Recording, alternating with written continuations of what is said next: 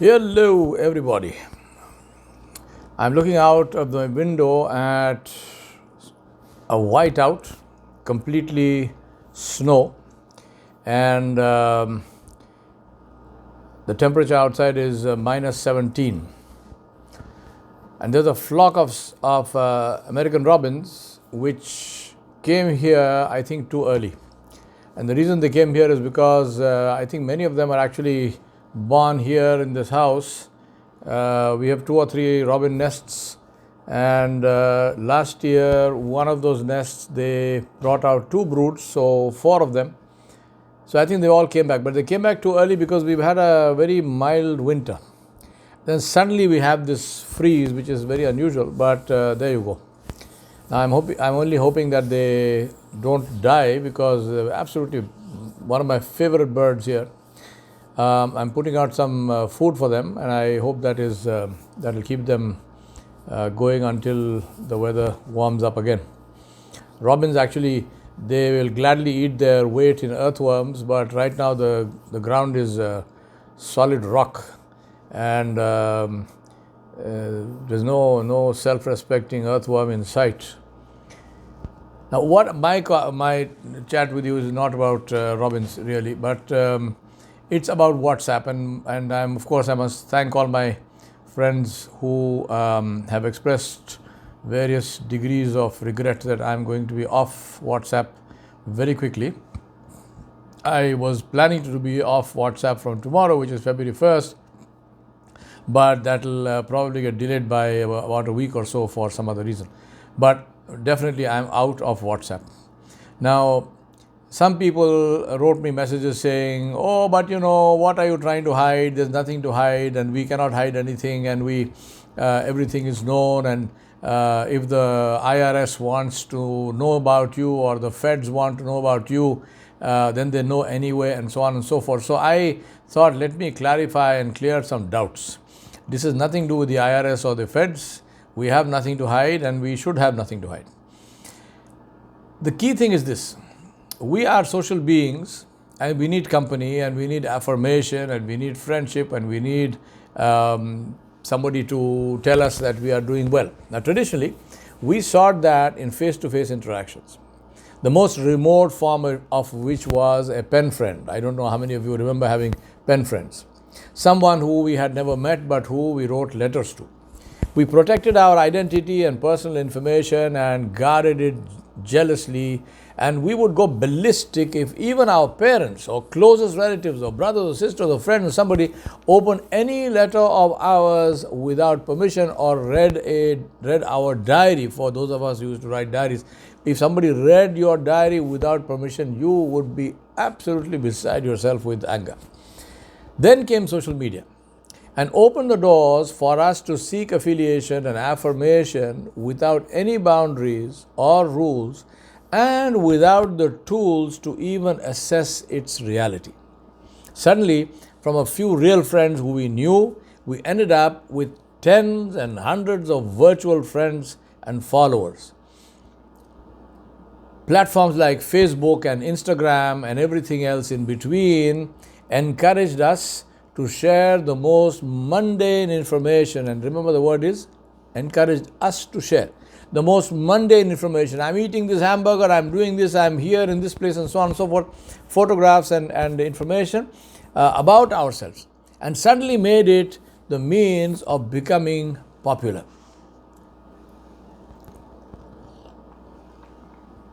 We didn't wake up to the fact that all of this, friends, followers, popular, whatnot, were not real.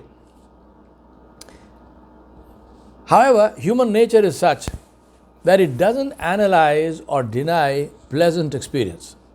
So, if we have 2,000 virtual friends on Facebook or 3,000 followers on Twitter, who are we to deny that? Or to check it against real evidence? Are these real people?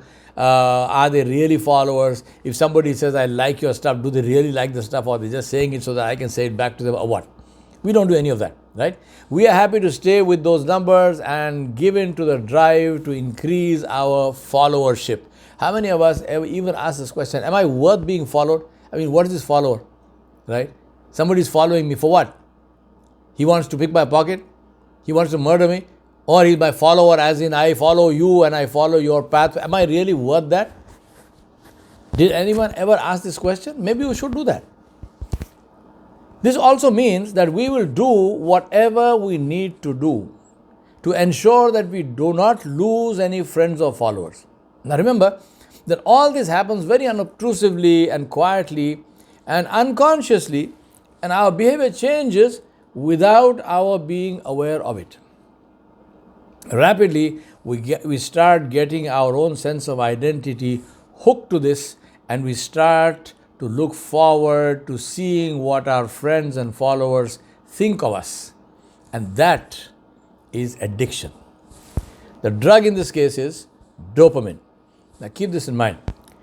So where we used to become upset if somebody pried into our private lives, now we voluntarily put it all out there and get upset if nobody comments on it. Thumbs up and hearts and likes and this and that. Immediately. How quickly? Within 3 seconds. That's data. That is data which comes from tracking how frequently we look at the phone. So we keep checking after every post to see if it is getting attention. How often do we check?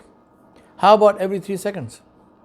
If you don't believe me or the statistics which I am quoting here, just time yourself to see how long it is before you look at your phone, even if it's just lying there on your desk without the notification tone sounding. We turn off notification, then we find that our anxiety is even higher. Then maybe something happened, now I don't know because my notification tone is turned off. We post a picture of our dinner in a restaurant on Instagram, right? Khima dosa, for example, which is sacrilege because it combines that which is vegetarian with that which was, and we check to see who liked that picture. It doesn't matter whether we even know those people. All we are looking for is the like symbol. We conveniently ignore the fact that those who post likes or whatever passes for it are exactly as interested in our post as we would be in a similar post of theirs, which is totally uninterested. But people would still hit the like button because they want us to hit the like button for them. So you scratch my back, I scratch yours. And that's what dopamine addiction is all about. Instant pleasant reactions, real or not real, but instant pleasant reactions, which create a need for more and more and more of the same and create withdrawal symptoms which can be severe when we don't get that positive stroke. Even without this, the need for strokes creates huge distraction of focus and a fall in productivity and quality of life. Needless to say, while we are engaged with these apps, whether that is on the phone or any other device, we cannot do anything worthwhile, and this seriously impacts life goal achievement. Dopamine is a drug which is created in the body like cancer. But because it is created in your body, it doesn't mean it won't kill you. It will unless you treat it. Also like cancer. Imagine the effect of dopamine addiction on children. Yes, children, your children. Thanks to you. Yeah, you. Parents who are too lazy to parent and leave parenting to their iPads or the tablets or the phone or something. You are the cause of your child's addiction. And the effect of the make-believe world that you opened for your child, which will have long-term negative consequences on his attention span, on her perseverance, on social skills, on resilience in the face of hardship, the ability to reflect and conceptualize life lessons, and simply the ability to grow into a confident, ethical, compassionate, well-adjusted and courageous adult. Dopamine addiction can lead to maladjusted individuals who have major problems forming real relationships, dealing with disagreement in marriage, and in increasingly frequent cases, suicide. It is as serious as that. And remember, If you don't like somebody telling you that perhaps you are addicted, that is the sure sign that you are addicted. And this goes for all addictions. Alcoholics do not like to be told that they are alcoholics. People who are addicted to cigarette smoking they don't like to be told that they are addicted to cigarette smoking. Anyone who is addicted to something does not like to be reminded that they are suffering from an addiction, and that applies to you for your dopamine addiction. I was addicted, I am addicted, and I don't intend to stay addicted. That's the difference. That's when came the people. When we were in this whole business of affiliations, came in the people who found a way to exploit dopamine addiction to their advantage by creating algorithms to identify what we prefer and are attracted towards, and they used it to create the dream of the advertiser, supremely targeted advertisements that can almost guarantee purchase.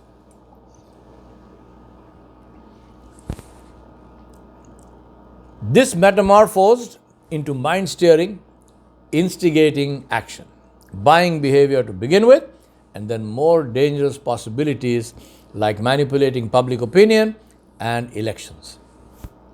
It's all about mind control, your mind control, controlling of your mind by people who are making billions because you refuse to accept that you are addicted. Stay with it. I've got no problem, but I'm gone. Believe me. WhatsApp is another nail in that coffin, which when they begin sharing our data with Facebook, who owns it, will help Facebook to further fine-tune their strategy of mind steering. The tragedy is that there is nothing that WhatsApp or Facebook or Instagram or anyone is taking from us without our consent. They are not stealing anything from you. You are giving it to them. That is like taking money from a heroin addict. He will hunt you down to pay you because he needs his fix. We run behind them because we need our fix. My principle is very simple. I may not be able to stop it, but I'm not going to help it to happen anymore. Facebook and its like may want to control the world and may even succeed, but that's not going to happen with my help. It's your call what you want to do with your life. And for those of you who need some reminders, in the description of this video, check out the New York Times article about Cambridge Analytica, the scandal and the fallout which happened thanks to Facebook illegally sharing data and that data being accessed and so on and so forth. Read the whole article. It happened very recently, but our memories are so short. Now, education, being educated, knowledge cannot possibly be, the value of that cannot possibly be overemphasized. If you don't want to know, no problem. Just stop watching this right now. But if you want to know, then watch a documentary on Netflix called The Social Dilemma. The Social Dilemma. I'm going to give you the description of that in this video as well. And then don't say, this can't happen to my kids.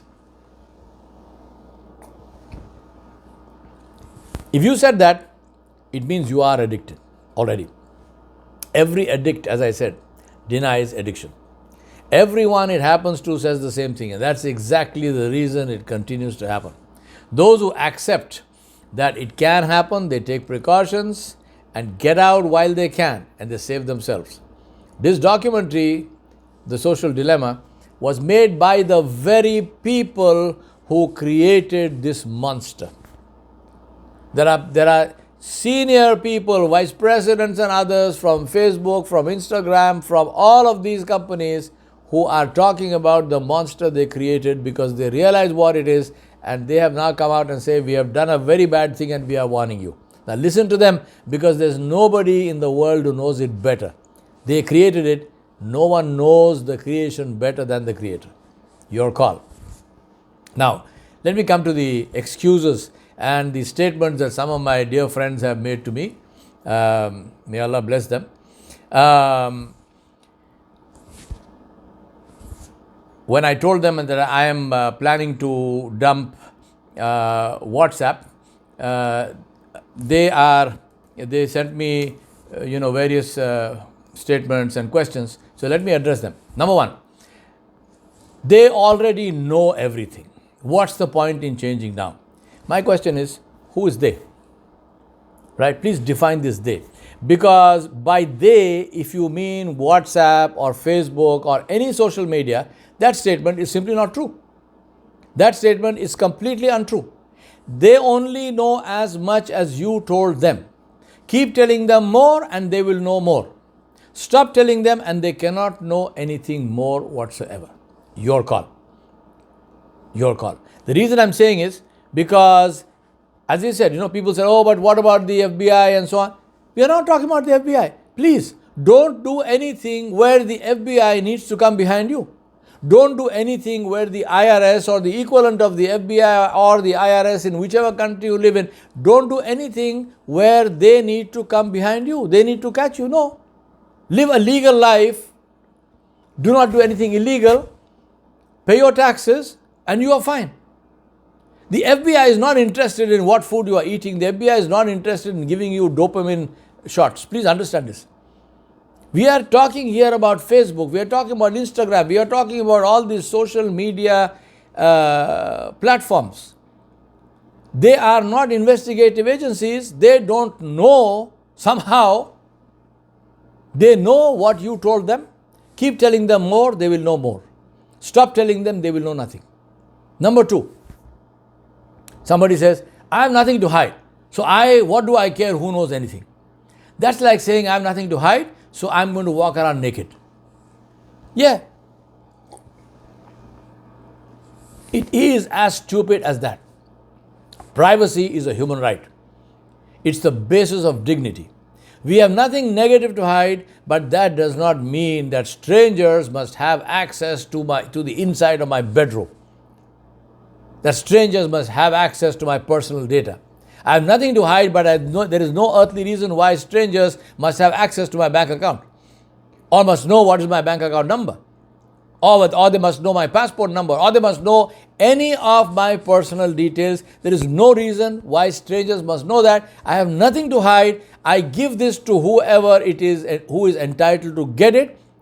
But that person or that individual or that entity is not Facebook, it's not WhatsApp, it's not Instagram and so on and so forth. Once again, your call. Number three, what's the use of changing to Signal or something else? They will also become like Facebook or WhatsApp one day. Well, if they do, deal with that. If and when it happens. Otherwise, it's like saying, what's the good of wearing a mask to prevent being infected by COVID? One day we all must die anyway. Does it make sense?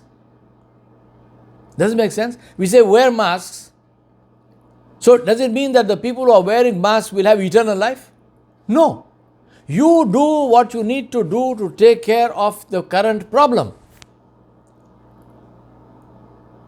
So this doesn't make sense, and neither does this statement to say that one day everything becomes the same, so why should I change? That doesn't make sense either. It's your call. Number four, I've said this before, I'm saying it again. If the FBI or the police or somebody want to know about me, they can always find out. Hello?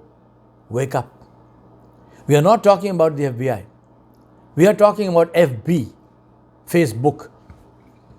Maybe there's a difference, right? We are not talking about criminal investigation. We know you committed no crime. We are talking about volunteering information about yourself to help Facebook and Instagram and so on to do all that I mentioned earlier better and more powerfully.